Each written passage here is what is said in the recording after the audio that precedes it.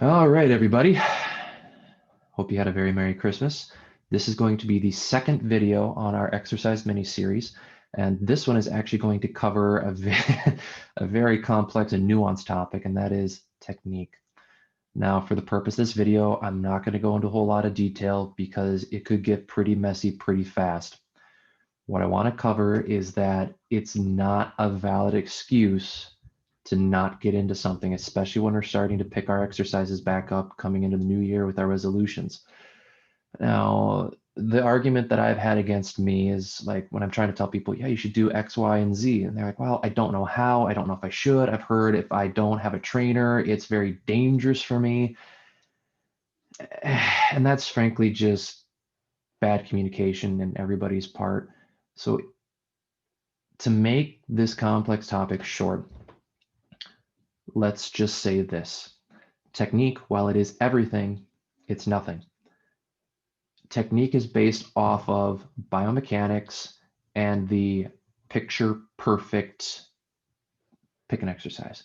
So for example, a picture perfect squat is not going to be a squat you're really ever going to see in the normal population for a couple reasons. It doesn't take into account your background, your anatomy, your understanding of the exercise.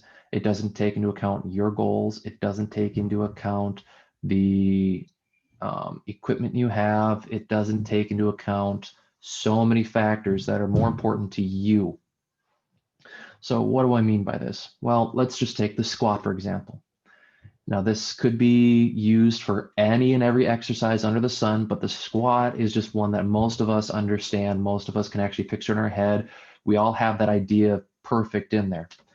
Well, let's just start from the top down and kind of work our way through why technique gets important, but it shouldn't ever be something that stops you. And hopefully we can clear that up by the end of this video. So starting from the top, the squat. Typically we have 3 squat positions when it comes to if you're doing it with a bar. So if we're talking about a barbell squat, you've got the front squat where it's going to be racked right in front. And typically your elbows should be really up, and that's going to shift the weight forward. So we're going to use more of our quads and our, basically think of it like your front chain, just everything in the front, you're going to be using more of. You've got the front rack, which is right on the top. So a lot of people think that you rest it on your neck, which isn't true. You actually rest it right on your traps. That's going to shift the weight a little bit back so you're more perpendicular. That's where people think of a perfect squat with the bar position. Then you've got the deep or low bar squat, which is actually going to sit more on your shoulder blades. And it deals with a pressure mechanism when you get this locked in with your elbow up. And there's a lot of different things to play with it when you're actually breaking down the technique. Well, just where you place the bar, or even if you have a bar, changes already the technique of the squat. Now let's break down shoulder anatomy. Maybe your shoulder is too tight where you can't roll it in. That means that you're going to have a little bit tougher time getting into that deep low bar position. Or maybe your shoulder or your elbow or just something else doesn't let you do comfortably a certain position. You're never going to be able to do the perfect technique even from the top down. Now, let's go into hips. And here's going to be the biggest one. Nobody, without taking an X-ray, MRI, and having a bunch of imaging under the sun, could tell you your hip shape. And that's going to dictate a lot of what is comfortable in a squat. What do I mean by that? So let's take my right arm here. It might be left on your screen, who cares? I'm going to make a ball, and I'm going to turn it like this. This is your femur. So you got the head of the femur right here, then you've got the shaft. Here is where you've got the pelvis. So this is where your femur connects into your hip. So what happens is a lot of people don't think about the shape of the femur head, and the shape of the actual pelvis. What do I mean by that? So taking our femur here, your femur could be rolled forward a little bit, rolled back, slightly tilted up, slightly tilted down, shorter or longer. You don't know. And that's going to change a lot of the dynamics of when you're bringing your whole body down into a squat and back up again. Same thing with the pelvis. We could have more of an actual C shape. We could be a little wider. We could be a deep socket, or we could be a real shallow socket. All of those things play a part in how you feel in certain positions in the squat.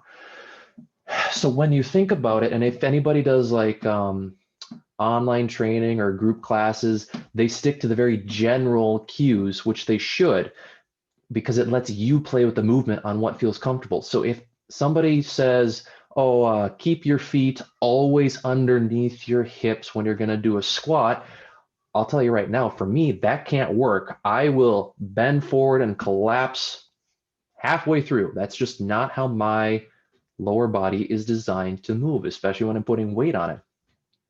So my best advice for you is when you are thinking of doing something and starting something, just do it. Think about it in your head. It's like, what do I think it should look like? All right, I have an idea, and then just go do it. Your body will adapt around the movement that you're doing. And it's going to take a while until you're going to run into a point where you should probably think of, oh, okay, is there a better way for me personally to do this? Maybe, maybe not. Because again, we don't know you. I don't know you. I don't know your anatomy. I don't know what you like to do, how something feels. I don't know too many things. We don't know too many things until you try. So please, please, please, when you're going to be starting exercises, don't let the lack of knowledge or the lack of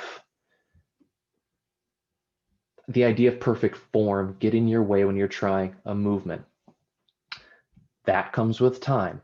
That comes with experience. And the only way to get there is if you do it.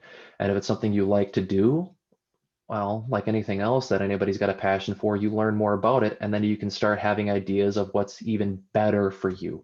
So when we're starting off into getting active again in 2021 with New Year's resolutions, understand that technique, while it is absolutely everything, especially when you're talking about really high-end athletes, especially starting off, it's not as important as you think. Okay? So have fun, do something new, do something exciting. And if you ever need any help with anything, you know where to find me. Thanks, everybody. I hope this video has done what it's supposed to do and just kind of shed a little bit of light on the fact that there is no exact perfect technique. You're probably going to do what's best for your body, and there's lots of resources if you want a little help along the way. Before I end this video, I just want to again show off the new merch I got from my family. Thank you, family, over Christmas. And also say that this was a very, very short video by comparison of what an actual talk will be on the specifics of different techniques. That's just the nature of the game, the nature of the beast. There's a lot of nuance and a lot of things that have got to be discussed if we want to get into a real deep conversation about this. So if anybody's interested in like what I talked about, hit me up. I love talking about this. But in the meantime, have a very happy rest of your holiday and a very happy New Year's to everybody out there. I'll see you around next time. Bye, guys.